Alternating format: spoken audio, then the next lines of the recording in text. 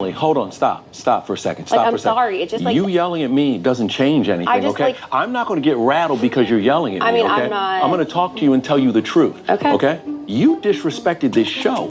You understand that, right? Oh, no. You did disrespect this show. You disrespected the show, you disrespected the people who watch it, you disrespected the people who work for this show. And the truth is that everybody was a part of the deception. Everybody was a part of it.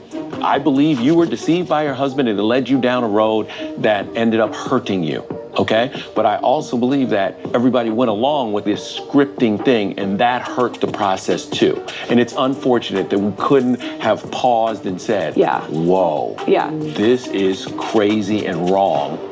We did that eventually, and to even do that, for us to be speaking the way that we're speaking, took so much strength and courage. I feel like a lot of this frustration is coming up because they felt like they couldn't talk about this when it was happening.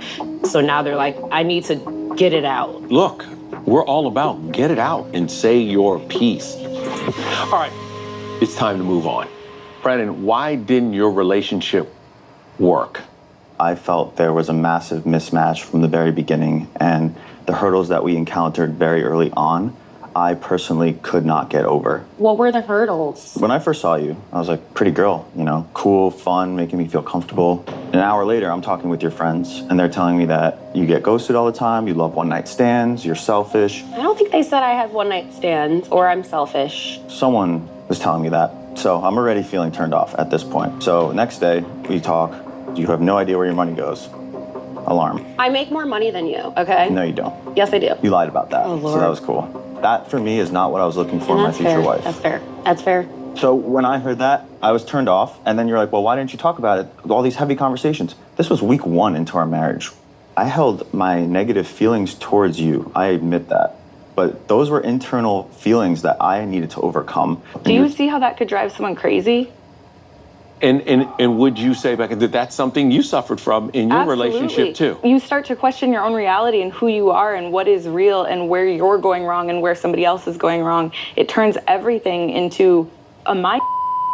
I think honesty is always the best policy because things will fall the way that dominoes are supposed to fall. Like the dominoes will fall however they're supposed to fall if people are being honest. And like, that's true. You didn't let those dominoes fall. You were trying to control how the dominoes were placed and where they were going to fall. It's 100% fair. I was afraid to say my piece because I thought we would be 2 days after you guys. But if you wanted out, why wouldn't that be a bad thing? Because I cared about what she thought and what she wanted. You came in here saying divorce is not an option, so I feel like maybe you were being silent because you really didn't want to face the music that you're about to get a divorce. All I'm gonna say to that is that I gave you everything. I was honest, and I just wish you would have told me these things. And you know the truth, and I know you know that. It's okay, but I just wish you told me these things. And honestly, I'm not going to apologize for being me. That's who I am. And that's 100% fair. This is hard to hear. You know, Brennan, you know, I think it's great that you were honest. Emily, I'm sorry that it has cut deep. You know, it's never great seeing people cry. Yeah, I don't. It's just it's feeling heavy for me right now. I can't even, like, to say it's hard to hear is not enough. This sucks.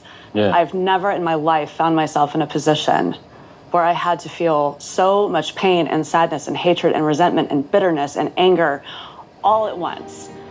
And if this is not a testament to the importance of just being authentic and just saying what is on your mind, and if you're not speaking your truth, you're doing yourself a massive disservice. All because we were trying so hard to paint a picture that didn't exist.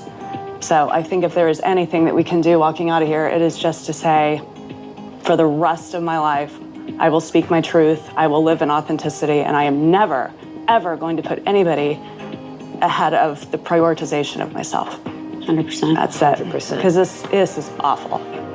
Agreed. Yeah.